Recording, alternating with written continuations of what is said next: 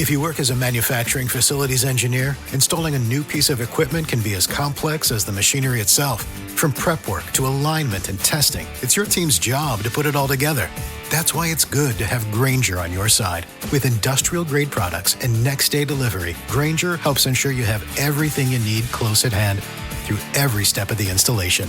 Call 1-800-GRAINGER, click Grainger.com, or just stop by. Grainger, for the ones who get it done.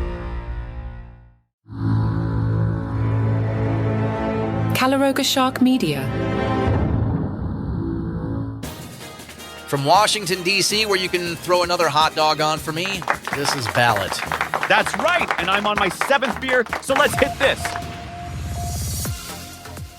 Hi, I'm Patrick Gutfield, and to be serious for a moment, Memorial Day isn't about barbecues or mattress sales. It's about remembering those who never came home. 24 notes of taps playing over a silent cemetery. Folded flags handed to parents, spouses, and children. Empty chairs at dinner tables across America. These men and women signed a check payable to the United States of America for an amount up to and including their lives. And for too many, that check was cashed.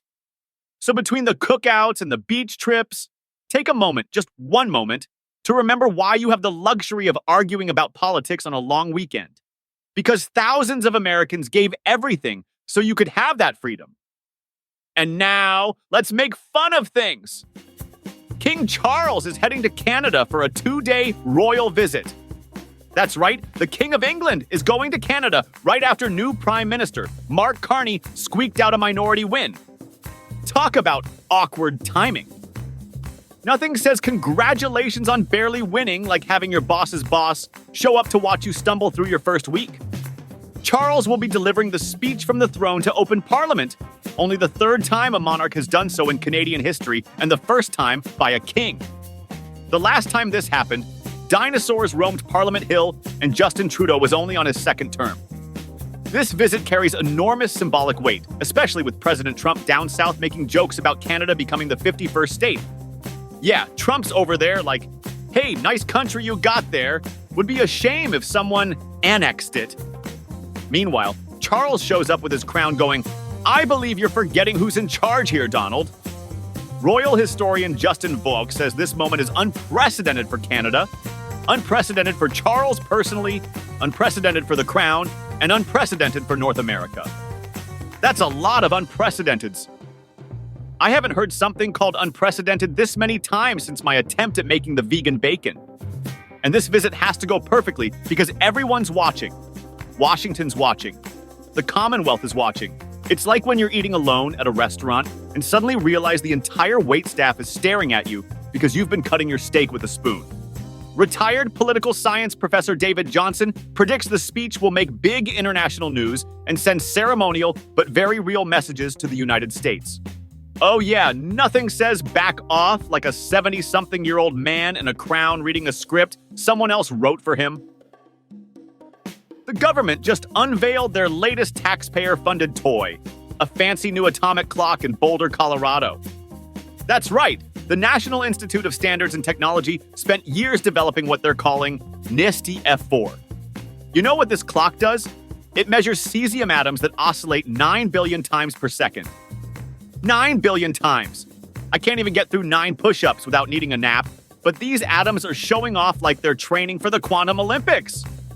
The scientists cool these atoms to almost absolute zero, then shoot them up in the air like a fountain. Hence the name fountain-style clock. I mean, when I throw things in the air, I usually get arrested. But when scientists do it, they get government funding. According to researchers, this clock is so accurate that if it started running 100 million years ago, it would be off by less than a second today. You know who else claims to be that reliable? My ex-girlfriend when she said she'd be ready in 5 minutes. Spoiler alert, I missed an entire baseball season waiting. After months of testing, this clock is now part of the official United States timekeeping system. It's awaiting certification from the International Bureau of Weights and Measures, which I'm pretty sure is just 4 guys in Switzerland arguing about whether a kilogram feels heavy today. Let's be honest, the government spending years developing a super precise clock is the ultimate irony when you consider how long it takes them to process your tax return. we can measure 9 billion oscillations per second, but that form you submitted in February? Yeah, we'll get to that sometime before the heat death of the universe. What happens when one of the most powerful men in music is accused of some of the most serious crimes imaginable? Check out the new podcast, Did He Do It? Following the federal sex crimes trial of Sean Diddy Combs, coming to you straight from New York City. Every day I'll take you inside the courtroom where prosecutors say Combs ran a criminal enterprise of sex trafficking, coercion, and abuse, using his fame, fortune, and influence to silence victims and control lives. We'll cover the big stories and the small moments that can shift the verdict. The trial has begun. The questions are piling up, and every day we'll be asking the same thing. Did he do it? Follow now wherever you get your podcasts. Tired of doom scrolling? Want news that won't make you want to live in a bunker? Check out 5 Good News Stories, where they find the silver lining in a world that's usually lined with something much less pleasant. The gang at 5 Good News Stories dig through the headlines to find 5 stories that prove humanity hasn't completely lost its mind. It's pretty much the opposite of this show. From scientific breakthroughs nobody's talking about to random acts of kindness that restore your faith in humanity, all delivered with the cutting wit you deserve. 5 Good News Stories, because sometimes the news doesn't have to suck. Subscribe to 5 Good News Stories wherever you get your podcasts. Archaeologists in Naples just opened a 2,000-year-old sarcophagus, which is either the start of a fascinating scientific discovery or the opening scene of every mummy movie ever made. Let's hope they at least watched The Mummy as part of their research preparation. The team, led by Simona Formola, was investigating the tomb of Cerberus in Giugliano, which is in northwest Naples. First, they peeked inside with a micro camera like they were checking for monsters under the bed. Apparently, they liked what they saw enough to break the seal that had remained intact for 2 millennia.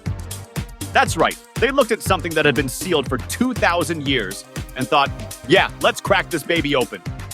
Once inside, they were shocked to find a body in an excellent state of preservation. I'm not sure what else they expected to find in a sarcophagus. Pizza, Jimmy Hoffa, the lost city of Atlantis?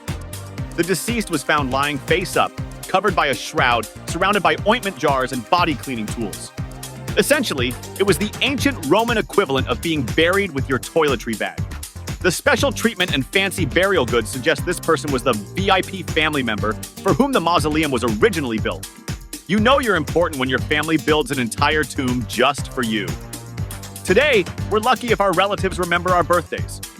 It turns out the mummy coincidentally had been college roommates with Joe Biden. Portions of today's show were made with the help of mummies, more mummies, and AI. You know the silhouette, the squint, the voice that cuts like a blade. Clint Eastwood isn't just a movie star. He's a myth, a mayor, a cultural fault line, and maybe the last great American icon. Eastwood Reloaded tells his story one chapter at a time. The hits, the flops, the chaos between the scenes. Because legends aren't born, they're built. Eastwood Reloaded. Listen now wherever you get your podcasts.